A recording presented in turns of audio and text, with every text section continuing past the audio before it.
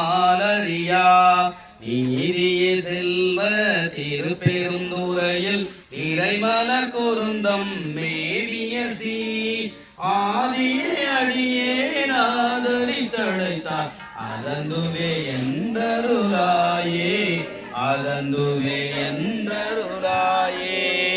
சிவாதிருச்சிற்றம்பலம். தென்னாடுடைய சிவனே போற்றி, எந்நாட்டவர்க்கும் இறைவா போற்றி. நால்வர் வெற்பாதங்கள் திருவடி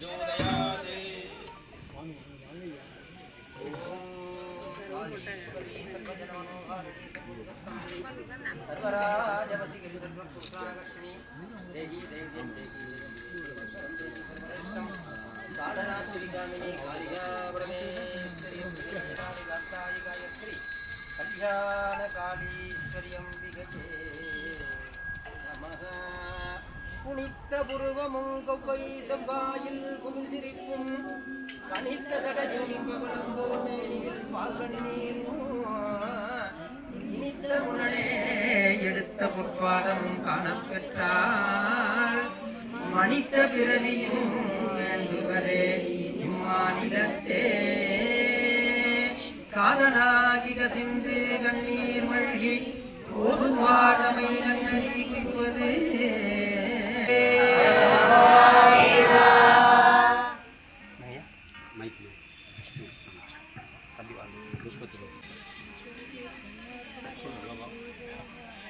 पुष्पं वेद पुष्पवान् प्रजावान् पशुमान् भवति चन्द्रमावा अपां पुष्पं पुष्पवान् प्रजावान् पशुमान् भवति य एवं वेद योऽपामायतनं वेद आयतनवान् भवति वक्नेरायतनं वेद आयतनवान् भवति. मन्त्रपुष्पाञ्जलिं समर्पयामि. कामान् कामकामाय मह्यं कामेश्वर वैश्रवणो तथा कुबेराय वैश्रवणाय महाराजाय नमः. त्रिभाक्षमुत्रं त्रिनेत्रं सुमोहं जडातरं पार्वती वामभागं सदाशिवं रुद्रं सिदम्बरेशं कृति पावयामि.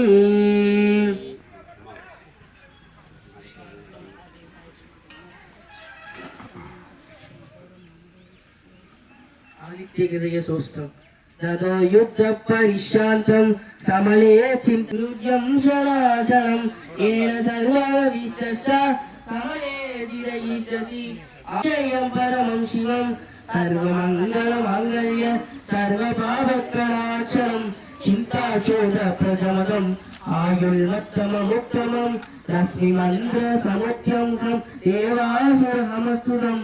பிறத்தல் அரிது கூன் குருடு செவிடு நீங்கி பிறந்த காலையும் ஞானமும் கல்வியும் நயத்தல் அரிது ஞானமும் கல்வியும் நயந்த காலையும் தானமும் தர்மமும் சான் செய்வாராயின் வானவர் வீடு வழி திறந்துடனா.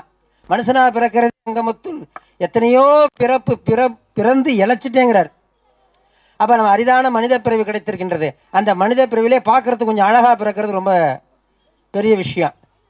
அதுலேயும் கை கால் ஊனம் இல்லாமல் பிறக்கிறது அதோட பெரிய விஷயம். அதற்கப்புறம் பார்த்தீங்கன்னா நம்ம காது கண்ணு மூக்கு எல்லாம் நல்லா இருக்குது, ஓரளவு நம்ம எல்லாம் கேட்குறோம், அறுசுவையை உணர்ந்து சாப்பிட்றதெல்லாம் முடியாதவங்க நிறைய பேர் இருக்காங்க. இப்படி இந்த அரிதான பிறவியை இறைவன் கொடுக்கின்றான். இந்த அரிதான பிறவிலே ஞானமும் கல்வியும் நயத்தலறிவு. கல்வி என்பது வெறும் பிஏ எம்ஏ இது மட்டும் கல்வி கிடையாது. இறைவனை பற்றிய கல்வி. இறைவனை பற்ற பிறகு நாம் என்ன பண்ணும்? தானமும் தர்மமும் தான் செய்வாராயின் தானம் தர்மம் செய்கின்ற பொழுது வானவர் வீடு வழி திறந்துடுவேன்னு சொல்கிறாங்க. எல்லா நேரங்களிலும் நாம் என்ன பண்ணணும்? தான தர்மம் செய்து கொண்டே இருக்கணும். அதனால் கோயிலுக்கு வந்தோன்னு நாம் என்ன பண்ணணும்னா நம்ம அமைதியம். ஏன்னா ஒரு அற்புதமான ஒரு நூலை நமக்கெல்லாம் கொடுத்திருக்கின்றார்.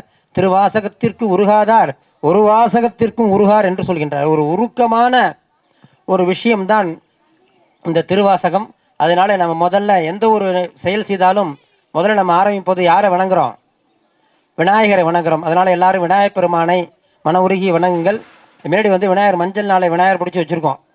வந்தோடனே ஒரு விநாயகர் பூஜை பண்ணிட்டு அதனால் எல்லாரும் விநாயகப் பெருமானை மன உருகி தியானம் பண்ணி கும்பிடுங்க. பாலும் தெளிதேனும் எல்லாம் சொல்லுங்க.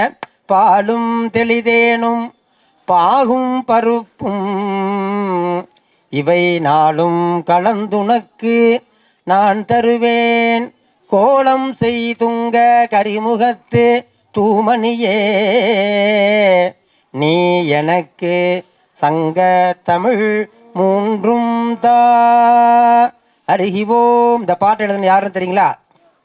ஔவையார் எழுதுனாங்க. இதெல்லாம் தெரிஞ்சுக்கணும், பெருசாக ஒன்றும் தெரிஞ்சுக்கணும். அப்பப்போ அதாவது கொஞ்சம் கொஞ்சமாக 4 வரி படித்தா கூட ஒரு சில திருவாசகம் வந்து கடன்னு படிச்சுட்டே போவாங்க. அப்படிலாம் கடன்னு படிச்சுட்டு போகணும்லாம் கிடையாது. ஏன்னா திருவாசகத்தை நீங்கள் படிச்சிங்கன்னா திருவாசகம் உங்களுக்கு கேட்டதெல்லாம் தரும். இலங்கை ஜெயராஜ் ஐயான்னு ஒருத்தர் இருக்கார். அவருடைய சொற்பொழிவு எனக்கு ரொம்ப பிடிக்கும். அவர் திருவாசகத்தை வந்து அப்படி உரி படிக்கக்கூடியது. கம்பராமாயணம் மிகப்பெரிய ஒரு சொற்பொழிவாளர். அவர் சொல்லுவார், ஒரு முறை நான் ரொம்ப அறிவாளி ஆனதுனால வருத்தப்படுறேன்னார். ஏன்னா அறிவாளி ஆனதுனால ரொம்ப ஆராய்ச்சி பண்ண ஆரம்பிச்சிட்டாரான். அறிவில்லாத அவன் மட்டும் கடவுளை கும்பிட்டு போகிறான். நான் ரொம்ப படித்ததுனால ரொம்ப ஆராய்ச்சி பண்ணி கடவுளை நான் வந்து ரொம்ப உருகி தேட வேண்டியா இருக்கு. அறிவுனால என்ன ஆகுது, கடவுளை தேடுவது தடைப்பட்டு போயிட்டுதான். இதுலங்க அறிவு வந்து சமயத்தில் கடவுளை தேடுறது கூட தடைப்படுத்துகிறோம். இவ்வளோ தூரம் போகணுமாடா, இவ்வளோ செலவு பண்ணிட்டு போகணுமா அப்படின்லாம் தோண வைக்கும். அந்த ஜெயராஜ் ஐயா என்ன பண்ணுறாரு, ஒரு முறை கம்பன் கழகத்துக்காக ஒரு இடம் வாங்கணும்னு அவர் முயற்சி பண்ணுறார். அவர் வந்து அப்போ பெரிய சொற்பொழிவாளர் கிடையாது, இப்போ நினச்சதெல்லாம் செஞ்சிருவார். அப்போ என்ன பண்ணுறாரு, ஒருத்தர் சொன்னார் அவங்கள்ட்ட வந்து ஜெயராஜ் ஐயாட்ட, நீங்கள் வந்து திருவாசகம் 51 பதிகம் படிச்சிட்டிங்கன்னா உங்களுக்கு வேணுங்கிற இடம் கிடச்சிரும் அப்படின்னு. அவர் என்ன பண்ணுறாரு, அந்த ஜெயராஜ் ஐயா நம்பிக்கையோடு, இது அவர் பேசிய சொற்பொழிவே இருக்குது, நம்பிக்கையோடு என்ன பண்ணுறாருன்னா தினமும் ஒரு பதிகமாக பாடுறாராம். 51வது பதிகம் வந்துடுச்சு. ஆனால் இடம் அவருக்கு கிடைச்ச பாடில்லை. ஐயா கோயிலுக்கு மடம் கட்டுறதுக்கு இடம் தேடின மாதிரி அவர் இடம் கிடைச்ச பாடில்லை. 51வது பதிகம் நாளைக்கு படிக்கணும். அப்போ யோசிக்கிறார், நாளைக்கு பதிகத்தை படிப்போமா வேண்டாமா, படித்து இடம் கிடைக்கலன்னா திருவாசகம் பொய்யாயிடும் அப்படின்னு ரொம்ப மனம் உருகிட்டே இருக்கும் பொழுது, சரி எப்படி இருந்தாலும் படிச்சிருவோம் அப்படின்னு காலையில் எழுந்துச்சி குளிச்சு விட்டு அவர் சிவ பூஜையெல்லாம் பண்ணிவிட்டு 51வது பதிகத்தை படிக்கிறார். முக்தி நெறி அறியாத மூர்க்கரோடு முயல்வோனை, அதுவே முக்தி நெறி அறியாத மூர்க்கத்தனமா. இதை பாடி முடிச்சுட்டு முக்காவாசி பாடும்போதே காளியும் பிள்ளை யாரோ தட்டினாங்களாம். சரின்னு முடிஞ்சிட்டு போய் கதவை திறந்தோன்னே அவர் சொன்னாராம், உங்களுக்கு இடம் கிடச்சிட்டுனாராம். இதுதான் சுருங்க பேசுறதுங்கிறது. யார்கிட்ட ஃபோன் அடித்தாலும் நீங்கள் நல்லா இருக்கீங்க சாப்பிட்டீங்க அதெல்லாம் அப்புறம் கேட்டுங்க, எதுக்காக கேட்டோமோ அதை முதல்ல சொல்லி முடிச்சிடணும். அவர் நேதாஜி அப்படி தான் பண்ணுவார்.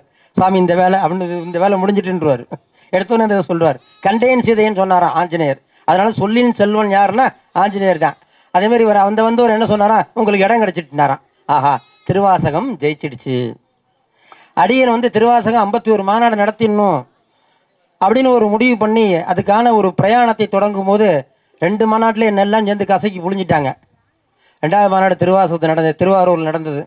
அப்பயே முடிவு பண்ண 3 மாநாடாவது நடத்திட்டு விட்டுணுன்னு. என்ன பண்ண 3 மாநாடு அது திருவாசகம். ஐயா வாங்க வாங்க, திருவாசக மாநாடு ஒரு 3 மாநாடாவது நடத்திட்டு அத்தோடு முடிச்சிருவோம். நம்மளால் அதெல்லாம் முடியாது, நம்மள்கிட்ட சக்தி இல்லை. எப்போ பார்த்தாலும் ராஜலிங்கம் சார்ட்டையும் ஒருத்தட்டையாக போய் நிற்க வேண்டியா இருக்குது, சரிபட்டு வராது அப்படின்னு ஒரு முடிவு பண்ணும் பொழுது 3வது மாநாட்டிற்காக தான் சங்கரேந்திர சரஸ்வதி சுவாமிகளை சந்திக்க ஒரு வாய்ப்பு. இதுமாரி மேலூரில் ஒரு சுவாமி இருக்கார், அவரை போய் பார்த்தீங்கன்னா ரொம்ப உதவி செய்வாங்கன்னு கனகலட்சுமி அம்மா மாரி ஒரு அம்மா சொல்கிறாங்க. அந்த அம்மா சொல்கிறப்ப அவங்க ரொம்ப பரம ஏழையான ஒரு அம்மா சொல்கிறாங்க, அவங்களுக்கு சாமியை போய் பார்த்தா உதவி செய்வாங்கன்னு. எனக்கு சாமியும் தெரியாதுங்க, மேலூரும் தெரியாது. நான் வாரம் வாங்கன்னு கூப்பிட்டு போகிறாங்க. 8 மணிக்கு வந்து இரவு ஐயாவோட வீட்டில் சந்திக்கிறோம். எத்தனை மணிக்கு சந்திக்கிறோம்? சில வரலாறுகளை நம்ம வந்து மறக்கிறதுனாலே துன்பப்படுறோம். எதையுமே மறந்துடக்கூடாது வாழ்க்கையில். 8 மணிக்கு போனோன்னா அவங்க சாமி உட்காந்துருக்காங்க. வாங்க வாங்க உட்காருங்க, என்ன விஷயம் என்ன, இதேமாரி திருவாசக மாநாடு 3வது மாநாடு நடத்துகிறோம், நீங்கள் வந்து தொடங்கி வைக்கணும், வரணும், தாராளமாக வந்துடலாம். அப்போ உங்களுடைய கோரிக்கை என்ன அப்படி பேசிகிட்டு இருக்கும்போது நான் சொன்ன திருவாசகத்தில் 51 பதிகம் இருக்குது, 51 திருவாசக மாநாடு நடத்தணும். ஐயா சொன்னார் 51 திருவாசக மாநாடு தாராளமாக நடத்திடுவோம். 50வது மாநாடு மேலூரில் நடத்திடுவோம். 51வது மாநாடு டெல்லியிலே தமிழ் சங்கத்தில் நடத்துவோம். அது மட்டும் அல்லாது மோடிஜி ஐயாவே வர வச்சு நடத்திடுவோன்ட்டார். அப்போ இதை சொல்ல வைத்தது யார் என்றால், ஐயா அதுக்கு முந்தைய எனக்கு நல்லா தெரியவே தெரியாதுங்க. இதை சொல்ல வைத்ததே இந்த திருவாசகம்தான். திருவாசகத்தை நினைத்து நீங்கள் எது படித்தாலும் அது கிடைக்கும். ஒருத்தர் ஒரு நண்பர் வந்தார், என்கிட்ட கொஞ்சம் பணம் இருக்குது சாமி, அந்த பணத்து உள்ள வீடு வாங்கணும். எப்படிங்க, அவர்கிட்ட உள்ள பணத்து உள்ள வீடு வாங்கணும், அதெல்லாம் முடியாத விஷயந்தான். இருந்தாலும் நான் சொன்னேன், ரைட்டு உங்கள் பணத்து உள்ள வீடு வாங்கலாம், ஆனால் எது யார் சொன்னாலும் முடியாதுன்னு சொல்ல மாட்டேன். அந்த விஷயம் எனக்கு ஆகாது. மலைக்கோட்டையை வாங்கலான்னா வாங்கலாம். தம்பி சொன்னார் மலைக்கோட்டையை வாங்கணும், வாங்கிரு. பாதி யாரும் வாங்கிட்டாங்க, நீ கொஞ்சம் வாங்கு. முயற்சி பண்ணணும். என்ன பண்ணுங்க, திருவள்ளுவர் என்ன சொல்றார், வள்ளுவ பெருந்தகை தெய்வத்தால் ஆகாதெனும் முயற்சிதன் மெய் வருத்த கூலி தரும். இந்த மெய் வருத்த கூலி தான் இந்த 6வது திருவாசக மாநாட்டிற்கு உங்களை என்னையும் சேர்த்து இழுத்துட்டு வந்திருக்கு. இப்போ நாம் என்ன பண்ணணும்? மெய் வருந்தணும். என்ன சொல்ற? காதலாகி கசிந்து கண்ணீர் மழ்கி ஓதுவார் தமை நன்னறி குய்ப்பது வேதம் நான் இன்மை பொருளாவது நாதன் நாமம் நமச்சிவாயவே. அவனுடைய குழந்தை தானே நாமெல்லாம். என்ன சொல்கிறோம்? நாம் இந்து மதத்தில் மட்டும்தான் கடவுளை என்ன பண்ணுறோம்? அம்மாவும் அப்பாவுமா பார்க்குறோம். அம்மையே அப்பா ஒப்பிலாமணியே அன்பினில் விளைந்த ஆரமுதே பொய்மையே பெருக்கி பொழுதினை சுருக்கும். நம்ம பொழுதெல்லாம் சுருக்கிட்டே இருக்கோம். அதனால் இறைவன் என்ன பண்ணுவான்? நாம் வந்து கேட்டதெல்லாம் கிடப்போம். அவர்கிட்ட நான் சொன்னேன், ஓகே உங்களுடைய பணத்துக்கே வீடு வாங்கிடலாம் போங்கன்ட்டு. அப்புறம் அவரை கூப்பிட்டேன், நீங்கள் டெய்லி திருவாசகம் படிச்சுக்கிட்டே இருங்க, 51 பதிகம் முடியறதுக்குள்ளே உங்களுக்கு வீடு வாங்கி தந்துடுறேன். கடைசியில் அவர் கேட்ட பணத்துக்கு, அவர் வச்சிருந்த பணத்துக்கு கடன் வாங்காதபடி அந்த வீடு அமைந்தது. நீங்கள் எது வேணாலும் கடவுள்கிட்ட வேண்டலாம். ஒரு சிலர் சொல்லுவாங்க கடவுள்கிட்ட எதுவும் வேண்டாதுன்னு. வேண்டலைன்னா இவன் மனுஷன் கிடையாது. வேண்டலைன்னா மனிதனாக இருந்தால் எதாவது வேண்டிதான் ஆகணும். மகான்னா வேண்ட வேண்டியதில்லை, ஞானின்னா வேண்ட வேண்டியதில்லை. இப்போ மனிதன் ஏதாவது ஒன்று வேண்டணும்.